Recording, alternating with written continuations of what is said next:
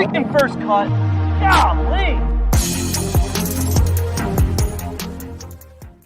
Welcome to the First Cut Podcast. I'm Rick Gehman, and this is your round two recap for this week's Zurich Classic, a team event. And my teammate for this evening, right there, Kyle Porter. KP, how's it going?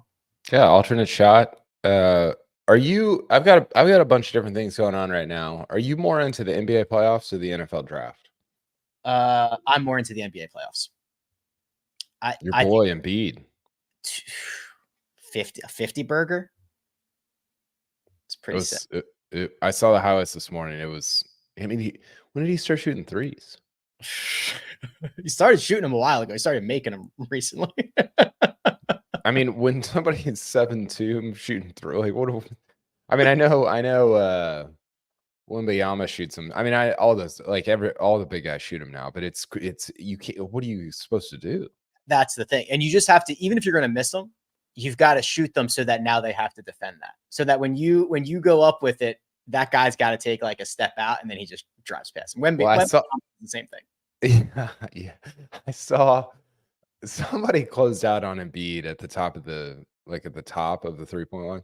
It might have been Brunson or I don't know very many Knicks players, but he was like standing on his tiptoes with his hands as high as he could go, and Embiid just like, it wasn't like the ball like went over him. It was like his whole upper body was over him.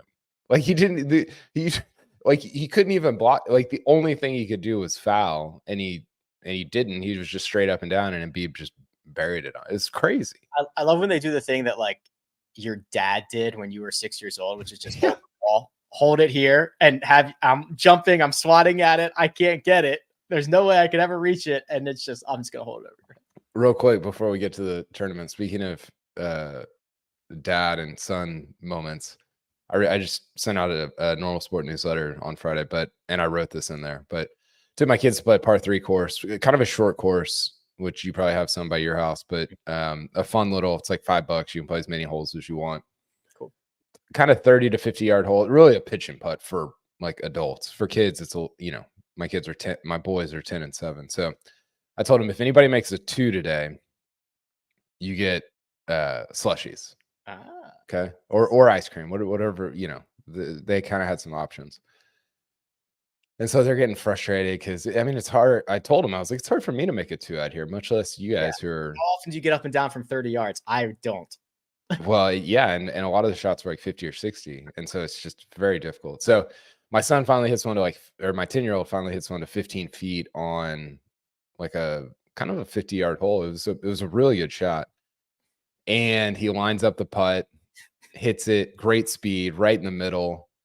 He starts walking it in, throws his putter down, like slams his putter down, and it comes up like one revolution short.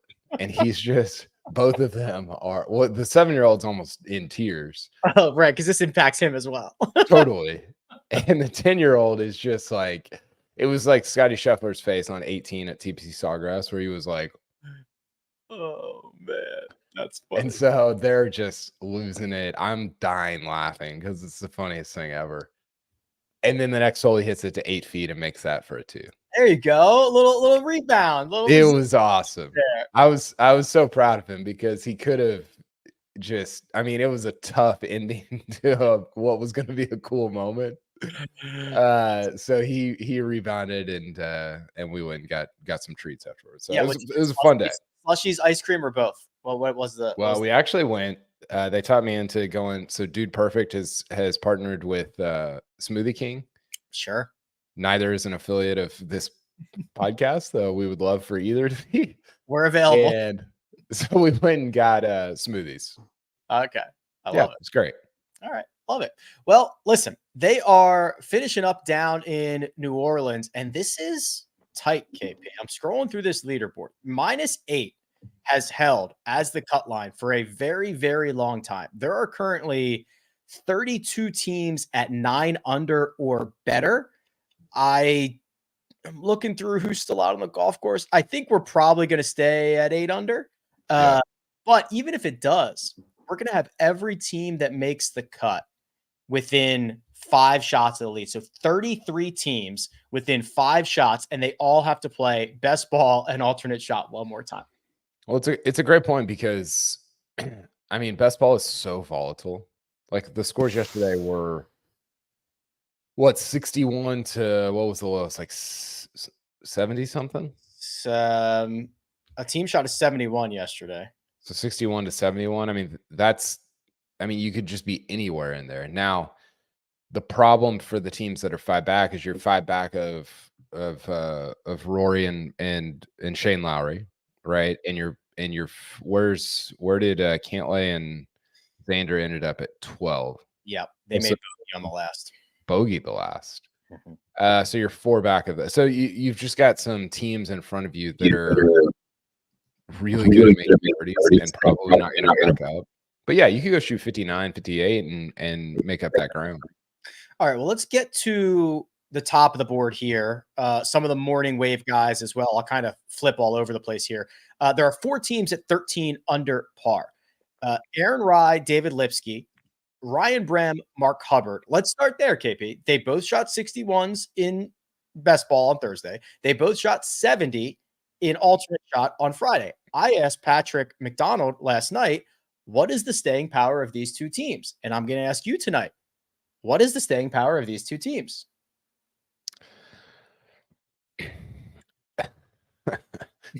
It's tough, right? Because you look at the names and you're like, I don't know. But this is such a different and unique format where you like anything can happen, right? Like they could theoretically both shoot like 72 tomorrow, but it could be a team 62. So I'm more hesitant than I would be to sort of, especially after playing well, both of them on Friday in alternate shot, because that's where, like, if one guy's playing bad, you're just in so much trouble, you know? And so both of them having played decently, I don't know, what was the lowest score in alternate shot, like 68 or something? It was a 67, courtesy of Cantlay and Xander. Okay. They're so good at that point. And they bogeyed the last. So I think today's like the harder day to get through. And so I think now the staying power for both of these teams is pretty decent, right?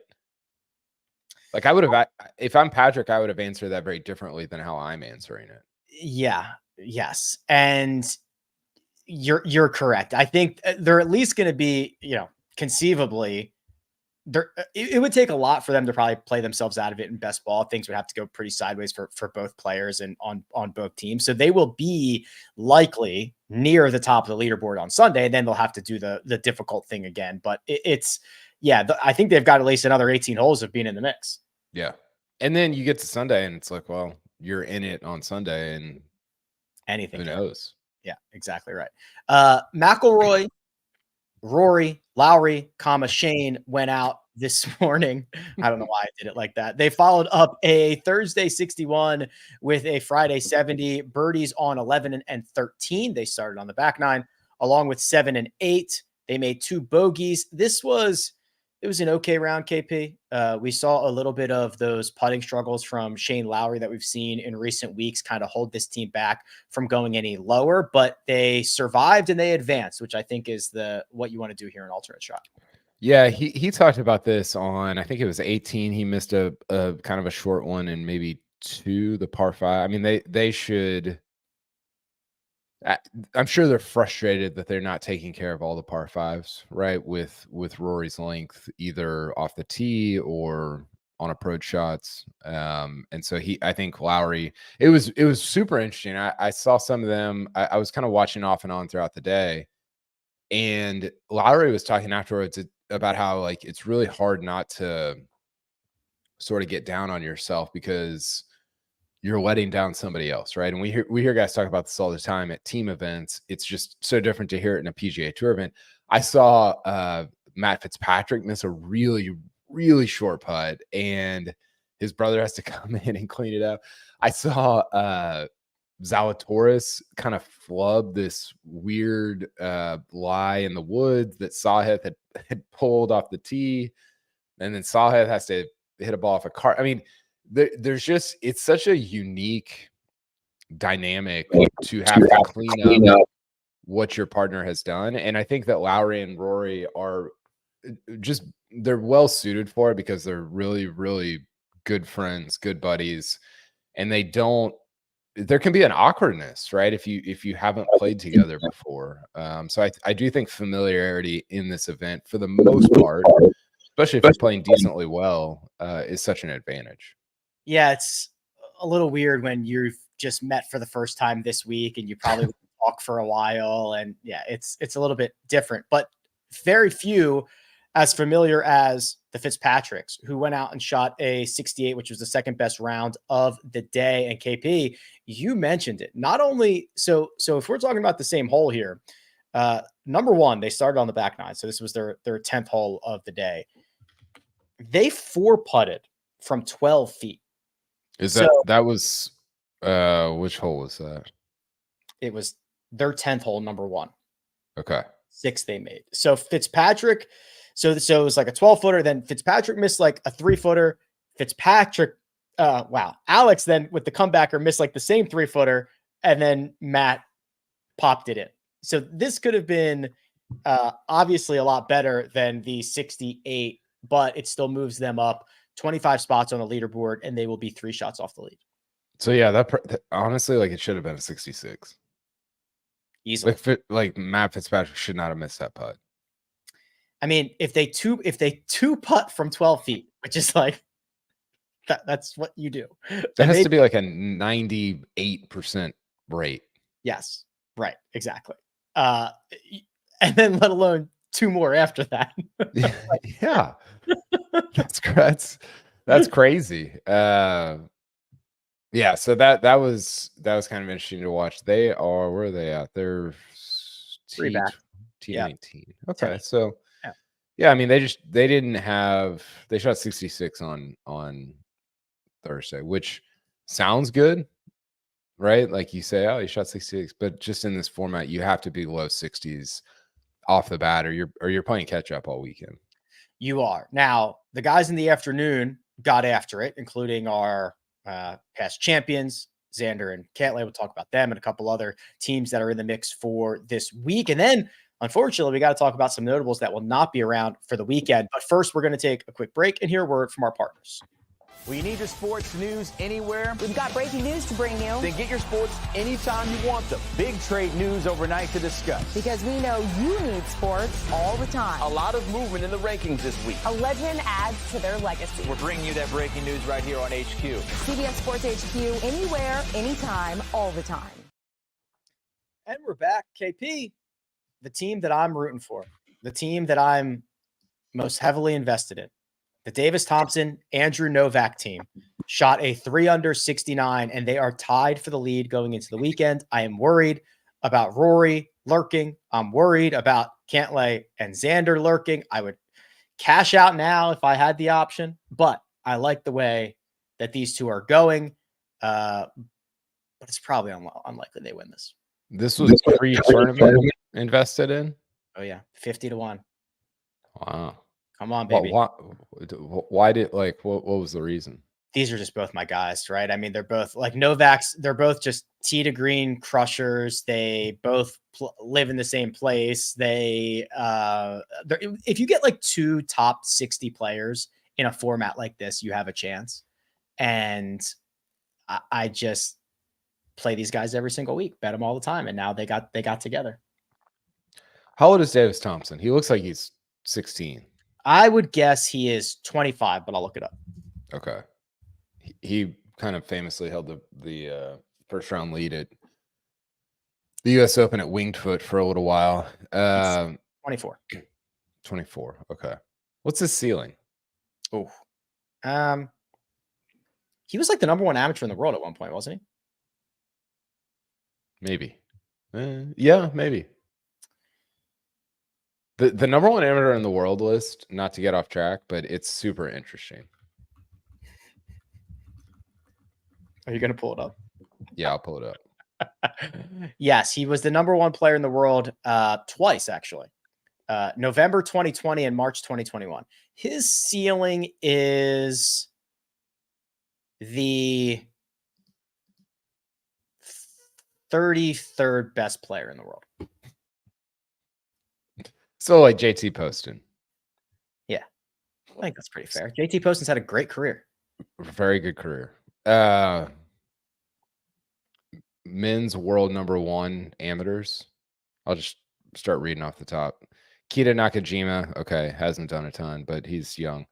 Cantlay, Neiman, Ollie Schneider-Johns, Mav, Rom, Danny Lee, Justin Suh, Fowler, Nick Taylor, Peter Uline, Matteo Manacero, Patrick Rogers, Braden Thornberry, Ludwig, Gordon Sargent, Danny Willett, Matt Fitzpatrick, Victor Hovland, Cole Hammer. I wonder what Cole Hammer's doing. Are you reading? Is this in some type of order? What order is this in? It's order of weeks, consecutive weeks that they were. I was like, you went from like Ludwig to Willett. I'm like, what in the world? It's not Colt Nost. It's not chronological. Colt Nost. Spieth, Doug Gim. It's a Jamie Lovemont, Rory. It's a fun list. You get guys who are like crushers, and then you get guys who never made it. It's like I wonder if you also compared the list of like #1 picks in Major League Baseball draft and how many become busts and how many become like superstars. There was a video that I watched on YouTube a couple of weeks ago. I need to find it and send it to you because it went through the last 10 #1 picks in the baseball draft. Mm-hmm. And it was really interesting because some of like one of them was Garrett Cole. Or he was like a top 2 pick. Do what? #1 in 2011. There you go. But then some of them were like, this guy doesn't play baseball anymore, dude, and hasn't for 6 years. All right, so here's like my prime. Okay, so from 2000, Adrian Gonzalez, awesome. Joe Mauer, right. Awesome. Hall of Famer. Brian Bullington. Don't remember him. I've never heard that. I think the next year was Josh Johnson or Josh Beckett. Not yet. Delman Young. Remember him for the Double A's? He was good, but like it was never. Matt Bush. Remember him? He had like shortstop, Padres. Yes, and he had like crime. I think he might have had drug issues. I don't even know if he played in the majors. Justin Upton. Okay, turned out to be a great. Luke Hochevar. Pitcher. I think he put. I think he put. Was Josh Beckett not a #1 pick? I don't see him on my list. Huh. But then you get a pretty decent run of like David Price, Tim Beckham, Steven Strasburg, although Bryce Harper, Garrett Cole, Mark Appel. Remember him from Stanford? Pitcher was supposed to be like the next like Kerry Wood and Mark Pryor. Yeah. And then he was in that video. It was fast, like because you can. I always love the Sports Illustrated like Where Are They Now edition or like the magazine, and you can do a version of that in baseball, and it's like, well, this guy's selling cars in Appleton, Wisconsin, or whatever, and it's just. I mean, I like it in any sport, but it's just. I think it's probably more. In basketball and football, like the #1 pick usually just sort of works out, right? Because it's not a. It's more of a, like. It's easier to measure, especially in football. It's easy to measure like this guy's massive or he's fast or whatever, and you can measure it. And in baseball, you're like, I don't know, he hit pretty good in the ACC, but we'll see. I don't know. And like, we'll know maybe in 4 or 5 years, as opposed to other sports where it's like, well, you're starting in 2 months. Exactly. You're starting. So good luck. Oof. Well, 2 guys that would definitely start on any team event draft roster, something would be Patrick Cantlay and Xander Schauffele, who followed up their dirty little 65 on Thursday with a nasty 67 on Friday, an alternate shot. It's the round of the day. These two are just, they didn't even play all that well yesterday. And the ability to do this that's really the key and why they've been so successful. Totally. How much of that do you think is due to the experience of Ryder Cups and President's Cups? I would think a lot. And how much of it is just that they're like really good at golf? Would think a lot. That's helpful. No, I think that and I think Greg said this to me at some point this week. He was like, because I was touting like, oh, well, they've got, Ryder Cup experience, blah, blah, blah. He's like, yeah, well, the best players get to the Ryder Cup. I'm like, yeah, for sure. They do. So I get what he's saying, but I think it's three things. I think they're good, they have experience in this format, and they're good buddies off the golf course. And it's very easy to not worry about putting your guy in a bad spot or apologizing or anything like that. They're just going to work together and figure out the next shot. Yeah. It was stunning that they bogeyed the last because they had a chance to move into the lead. Yeah. And 18's a par 5 that you should be able to get. And they could have got to 14 under. Instead, they dropped back to 12 under. They're one shot off the lead, but they are, I'll spoil it. They're not the favorites. I was going to say, I'm sure they're the favorites. They're not the favorites to win this. Rory and Lowry. Yeah. So before we get to that, real quick, I'm waiting to see. This cut is like still pretty juicy, but we will definitely not see Sahith and Will Zalatoris. We will definitely not see the Cooties. We will definitely not see Billy Horschel and Tyson Alexander. If it goes to 9 under, we will lose Morikawa and Kitayama, which would be interesting as well. So I guess the biggest surprise, and we won't see Hoagie or McNeely either. They were like the 5th shortest odds to win this thing. Interesting. Yeah, Sahith and Zalatoris, that's disappointing. Those are two really good players, really good from tee to green. And they've not been good. They made a double on 4, bogeys on 14, 15, 17. They were 1 over in alternate shot after shooting a 65 on Thursday. So it's just it's so different, right? It's weird. It's just yeah. And those are two guys that I maybe Sahith played this event last year, but they haven't really been on President's Cup, Ryder Cup teams. They're just not accustomed to it as much. I mean, there is a chance, and I joked about this earlier in the week that somebody was going to be on 59 watch and then miss the cut. But there is, let's see, MJ Duffy and Cam Champ shot a 62 on Thursday. And they shot a 76 and will miss the cut. It's crazy. Can't have a bad shot, baby. It's the path to victory. The path to victory. Josh, show us the odds to said path to victory. Oh my goodness, the men in black, Shane Lowry, Rory McIlroy are the favorites. They've got a 1-shot lead over that next team on the list, Xander Schauffele and Patrick Cantlay. So Lowry and Rory plus 270, Xander and Cantlay plus 360, Novak and Thompson 9-1, Taylor and Hadwin, the Canadians, didn't mention them, 11-1, and then everybody else is longer than that. So a couple of big boys up here and a couple of teams that are trying to play spoiler. I think Nick Taylor and Adam Hadwin are interesting at 11. Taylor King, I mean, I think Taylor's a really good player. And Hadwin can get super hot. I think they're intriguing at 11-1 with where they're at. I mean, it's gonna be hard to beat. It'd be different if you only had to beat one of those teams at the top. To beat both of them is going to be very difficult. But I like that number for the Canadians.